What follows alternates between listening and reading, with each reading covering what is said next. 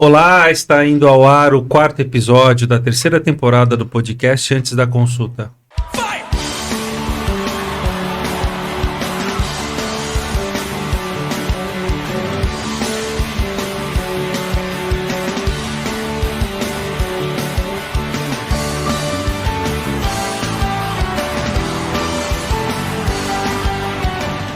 Tudo bem contigo, João?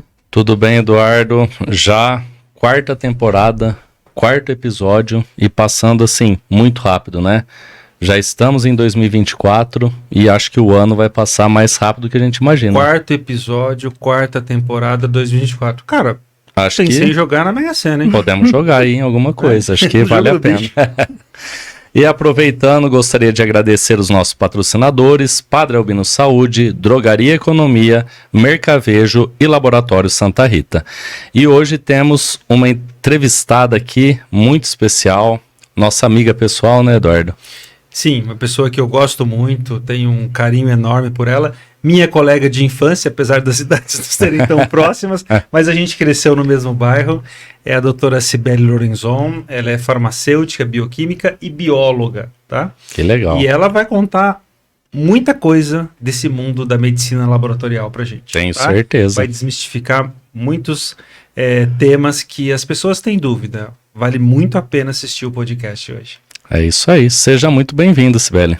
Eu é quem agradeço a confiança de vocês, dois amigos queridos da minha convivência e a honra de ter sido convidada por vocês. Muito obrigada, é um prazer enorme estar aqui.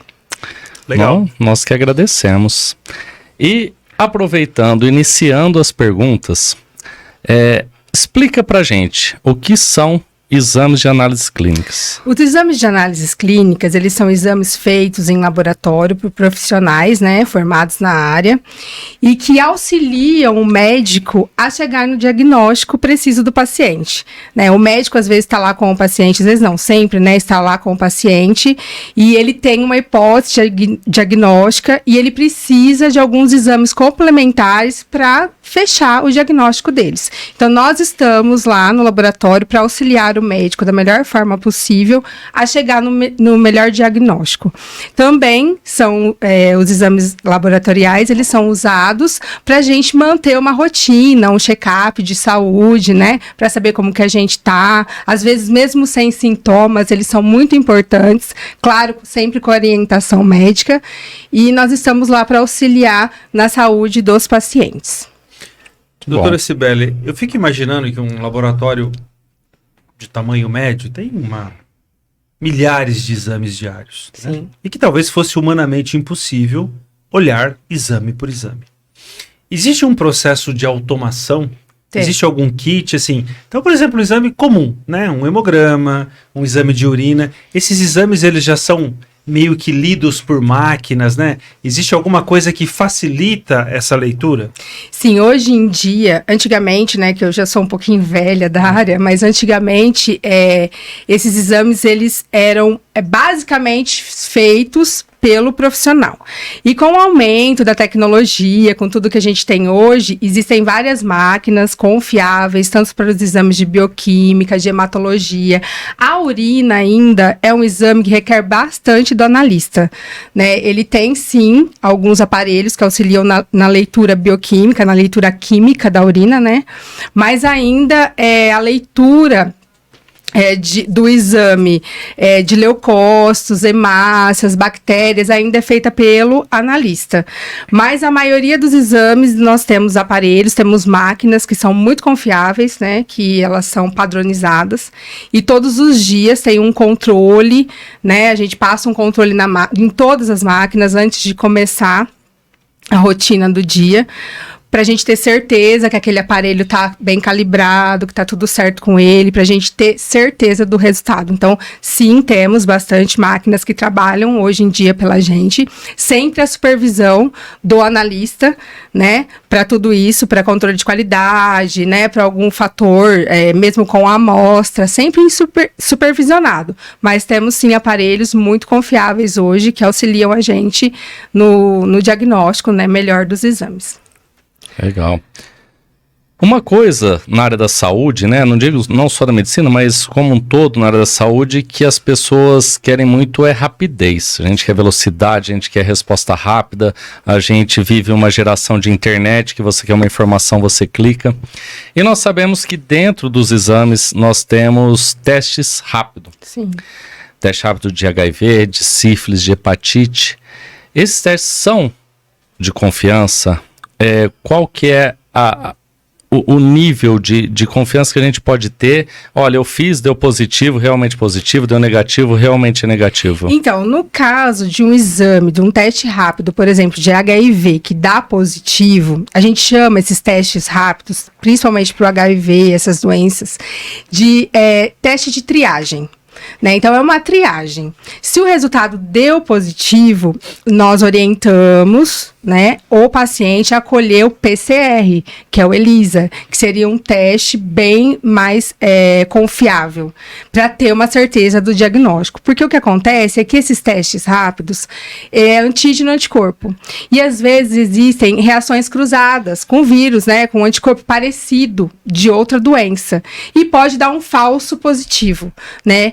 Então, todas as vezes que der positivo, a gente tem um teste de triagem, esse é um teste de triagem, desculpa, e a gente tem um teste confirmatório, que é um teste muito mais confiável, que é feito através de PCR. Então, ele é um teste bom? Só que no caso de positivo, a confirmação deve ser realizada, para ter certeza do diagnóstico. Sibeli é casado com um pediatra, muito conhecido na nossa Dr. cidade. Renato Lourenço. É da tua turma? Não, Renato foi meu veterano. Teu veterano. Hoje a gente vive, Sibeli, um mundo em que tudo que você quer buscar uma resposta, Dr. Google. Né? E os exames que você lauda, logo na frente tem lá valores de referência. Sim. Mínimo e máximo. Sim. Mas o que as pessoas não conseguem entender, eu queria que você explicasse, é que há todo um contexto, né? Sim. Quando você recebe um pedido de um hemograma, de uma cultura, Sim. tem a história do paciente. Sim. E aquele exame precisa ser interpretado baseado na história. Conta pra gente qual que é o erro que os pacientes podem, ao abrir o resultado de exame, irem direto no Google ou só se basearem no valor de referência, não conseguirem entender toda a história. Eu vou dar um exemplo clássico que acontece bastante, que já aconteceu várias vezes, de dúvidas de paciente. Por exemplo, quando a gente tem uma infecção bacteriana, seja ela qual for, até uma dor de garganta mínima, com bactéria, a gente tem um aumento de leucócito. E nós, quando laudamos os exames, a gente coloca lá, leucocitose. Se o paciente procurar no Google leucocitose, vai sair leucemia, né? Vai sair várias doenças, assim, que dá um susto muito grande no paciente. Então, o que a gente orienta? Quem deve abrir o exame, interpretar o exame de acordo com o diagnóstico, de acordo com o que o paciente está tendo, é o médico, né? E porque às vezes causa um transtorno à toa, né? A gente vai lá, pesquisa, porque realmente várias doenças podem aumentar o leucócito. Várias doenças podem alterar alguns fatores. Por exemplo, se eu tive uma dengue e eu for colher as minhas enzimas hepáticas, vai dar uma alteração bem grande disso. Se você for no Google e colocar alteração das enzimas hepáticas, nossa, eu tô com um problema grave no fígado, tal, sem relacionar que teve uma dengue há 15 dias atrás, né, há 10 dias atrás. Então, todo exame que a gente fizer, ele deve ser interpretado pelo médico. Antes de qualquer Google, né, antes de qualquer doutor Google, a interpretação é do médico, tá bom? Tem paciente que chega, às vezes, na consulta já assim... assustado.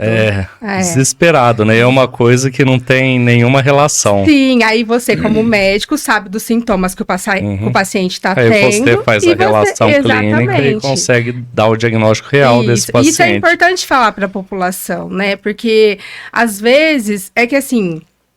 Você relacionar o resultado de exame na internet, vai aparecer aquelas coisas que são realmente mais graves, né? Que é o que as pessoas mais pesquisam. Então, às vezes, uma coisa simples pode gerar um desconforto e até você conseguir falar com o seu médico, né? Até você conseguir, né? Um desconforto desnecessário. Exatamente, isso. E, Sibeli, eu queria que você falasse um pouco para a nossa audiência. É muito comum... as pessoas, olha, pediu exame de urina 1, urocultura, antibiograma, e aí o paciente vai e aí fica pronto só a urina 1, demora mais a urocultura, o antibiograma. Qual a diferença desses exames? Não é tudo a mesma coisa? Por que um demora mais que o outro? Bom, isso eu gosto muito de falar, porque é o dia a dia da minha, da minha especialidade. O exame de urina, ele é realizado, como eu falei, metade às vezes na automação, ou até metade visual com tiras para fazer a bioquímica. Depois é uma análise microscópica e a gente libera no mesmo dia. A cultura, é importante os pacientes saberem que todas as vezes que o médico pede uma cultura, a cultura é micro-organismo. Então, o que seria um micro-organismo para as pessoas entenderem? É como se fosse uma plantinha. Eu tenho que plantar, né? E ele tem um tempo certo para crescer. Então, a gente pega essa urina, coloca no meio de cultura, dá as condições para que essa bactéria, se tiver bactéria, se tiver infecção, para que essa bactéria cresça. Né? A gente dá a condição para ela de atmosfera, dá a condição de temperatura, dá a comidinha dela, que é o meio de cultura. Algumas bactérias crescem em 24 horas, outras até em 72 horas. Isso para todas as culturas, não só para cultura de urina. E depois que ela cresceu, o analista, o microbiologista, ele identifica qual bactéria que é e monta um antibiograma de acordo com a bactéria. Cada bactéria, cada nominho lá estranho de bactéria, tem uma classificação de antibiótico que deve ou não usar. E aí o analista, ele faz essa identificação, monta o teste de antibiograma e demora mais 24 horas para ficar pronto. Então, é um exame que requer tempo. A gente não dá para pedir urgência de cultura, né? Porque não depende do analista, depende do tempo que o micro-organismo vai crescer. E a gente faz de tudo, né? Tudo que a gente pode para chegar no melhor resultado possível, porque a microbiologia ela vai dar para o médico o antibiótico que o paciente vai tomar, a melhor escolha de antibiótico, né? Melhor qual bactéria que é. Então, ele requer um tempo, sim. Às vezes, liga, né? As pessoas ligam, mas você não pode adiantar? Infelizmente, a gente não consegue, porque não depende da gente. Não é uma questão de fila de espera. Não. É da realização do exame. Do exame, exatamente. É o tempo que a bactéria precisa para crescer e mais o tempo que eu, por exemplo, preciso para identificar e classificar quais antibióticos que resolvem para o paciente. Isso tem uma importância vital em pacientes críticos, né?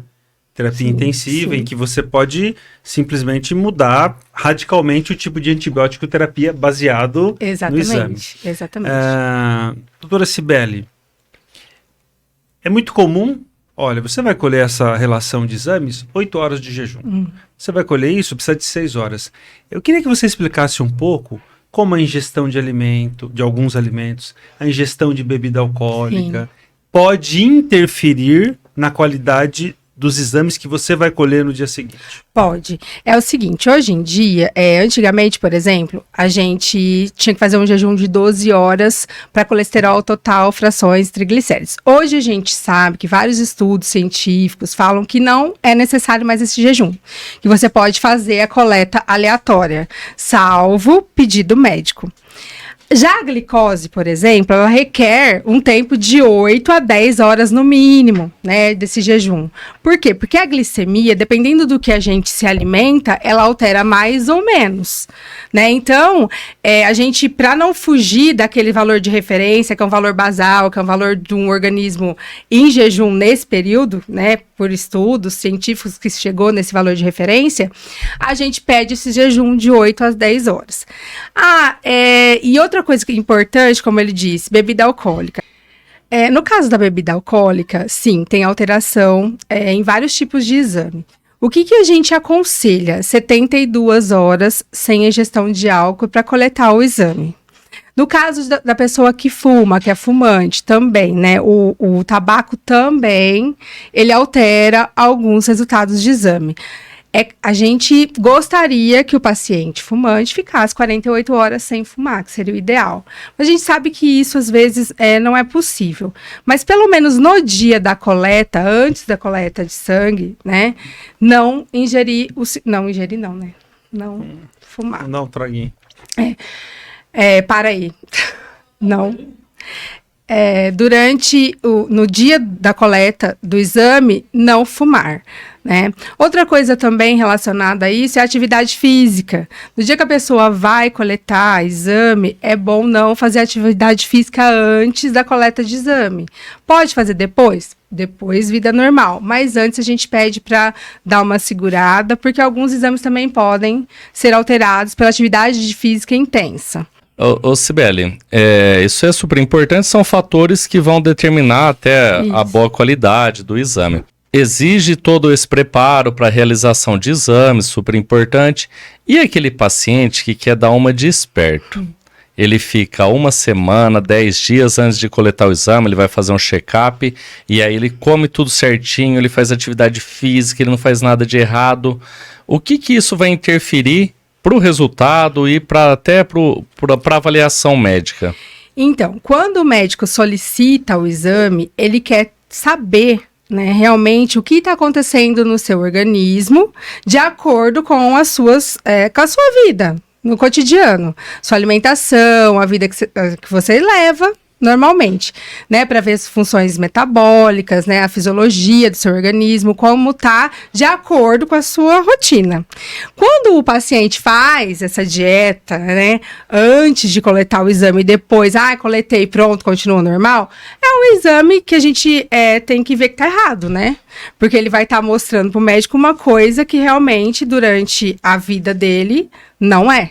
Fora, salvo esses adendos que a gente conversou, que é o fumo, bebida alcoólica, o jejum recomendado pelo médico, né? E o jejum de alguns exames que é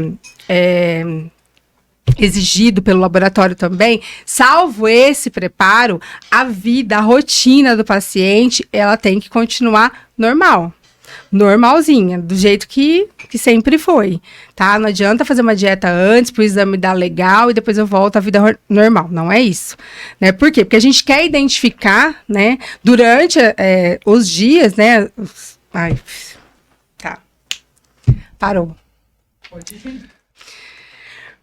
A gente quer identificar? O médico, né? Vou falar. Porque o médico, na verdade, ele quer identificar qual é a rotina desse paciente, né? E o que está acontecendo com ele através da rotina dele.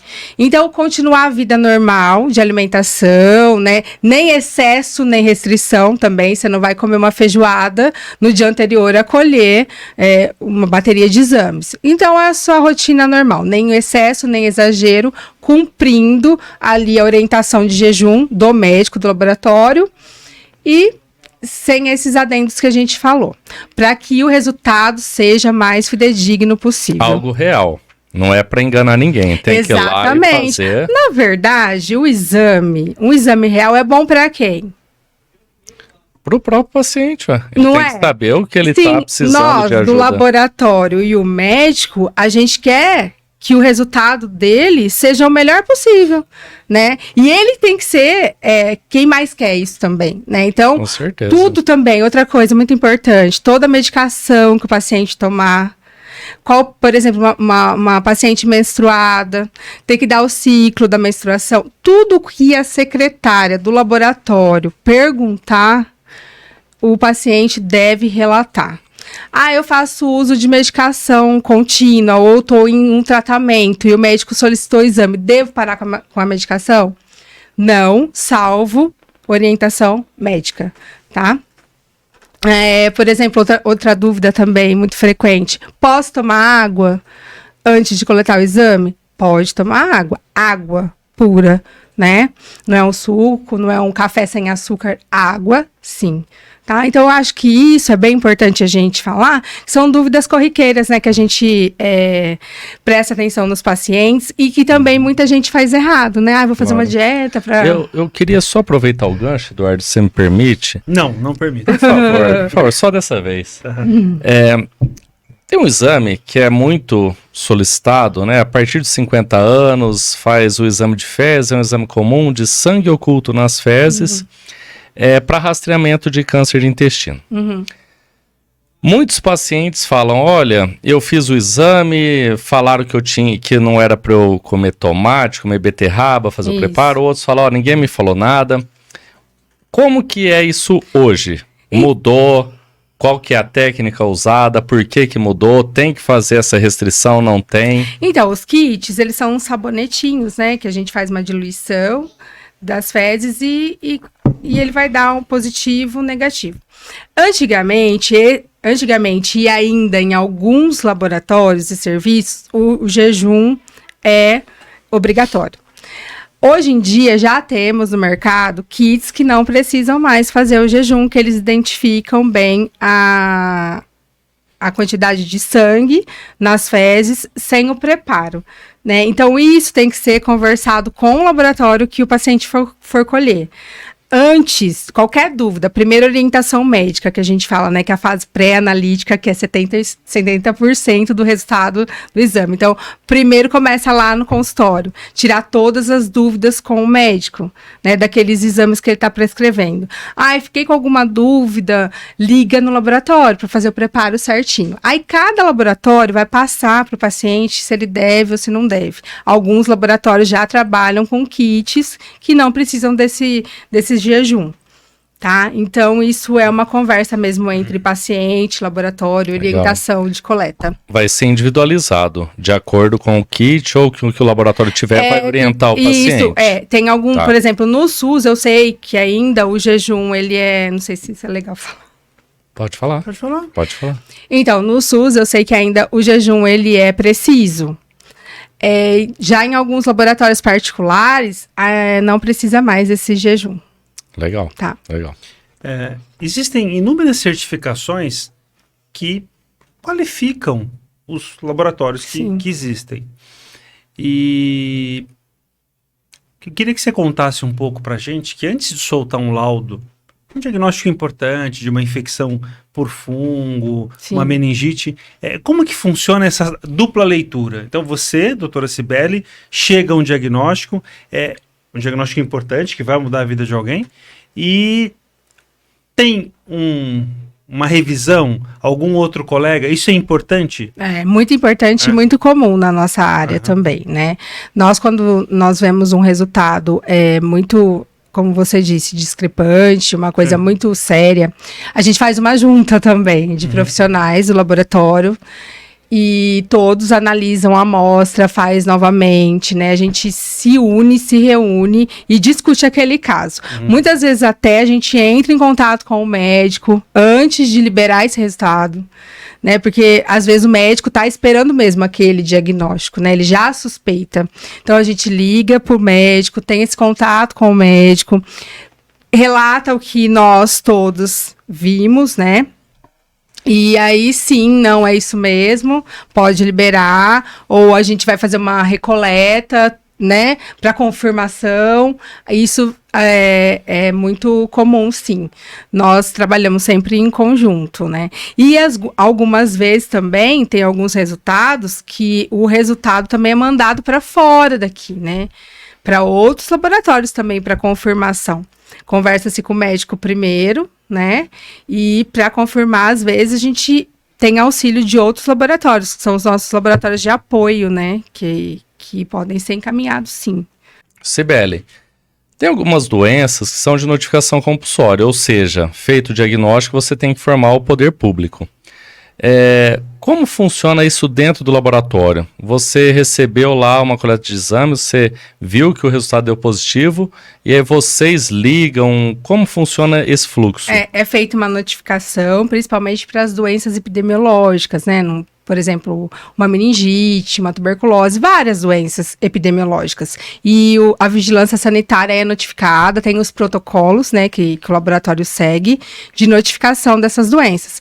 Porque é caso de saúde pública, né? Então, por exemplo, se a gente tiver uma epidemia, começa com a notificação. Né? Eu tive um caso de meningite no bairro tal, outro no bairro tal, por exemplo.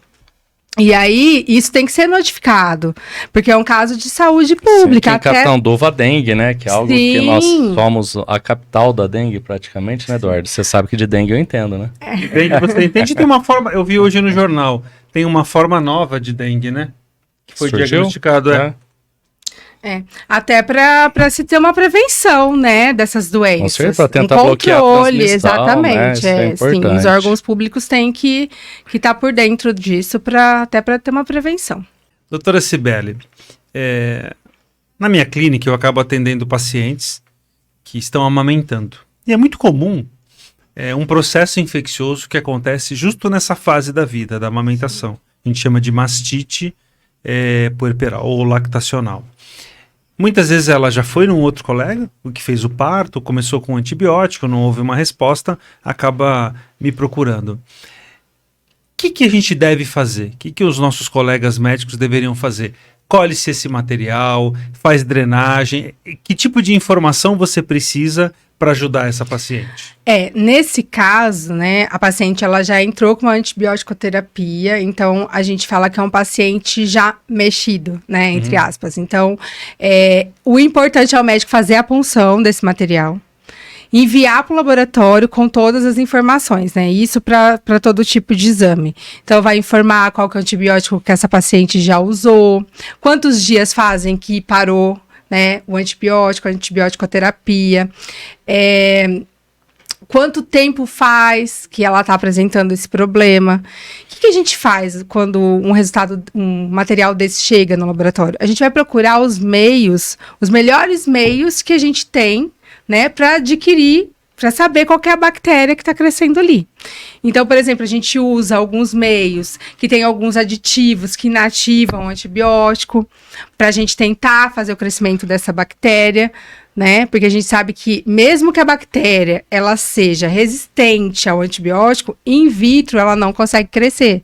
Então, já sabendo, né, dessa fase anterior da paciente, o tipo de antibiótico que ela usou, quantos dias usou, a gente procura, né, orientar, às vezes, até o médico na hora da coleta mesmo, né, como já aconteceu várias vezes, a gente dá o frasco, né, um frasco com inativo, que consegue inativar o antibiótico para mostrar pra gente qual é a bactéria que realmente está causando a infecção, para tentar melhorar, né, isso de uma forma mais rápida e precisa, né, já que já tentou o tratamento várias vezes e não deu certo.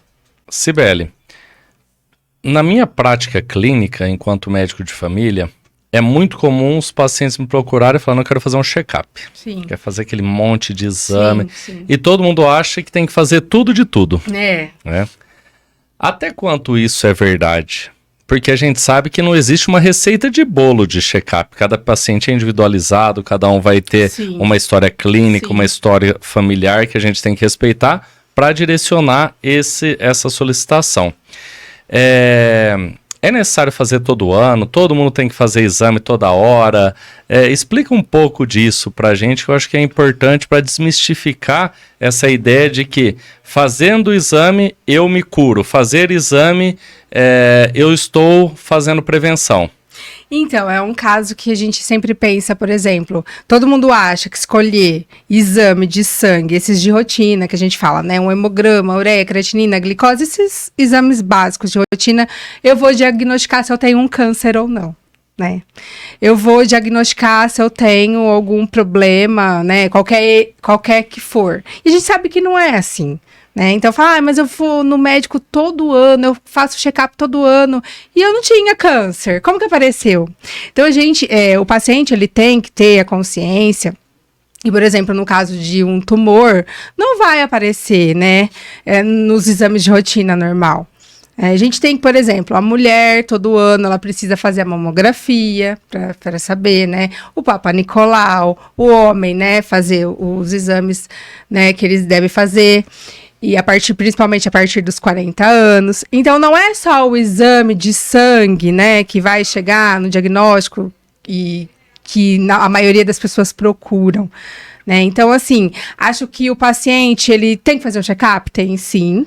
Mas não sozinho, não já chegar lá no laboratório e ele mesmo escolher os exames, achando que, todo mundo colhe isso não. Tem que passar por um médico, né? O médico vai avaliar, como você disse, a história da família, Tem algumas doenças que a gente sabe que são hereditárias, né? Então o médico colhe o histórico do paciente, por exemplo, eu venho de uma família diabética, né? Então eu gosto de fazer esse controle, aí você vai direcionar de acordo com aquilo que o paciente vai te relatar, né? Não adianta a gente fazer 500 mil exames sem um direcionamento, né? Sem um propósito, né?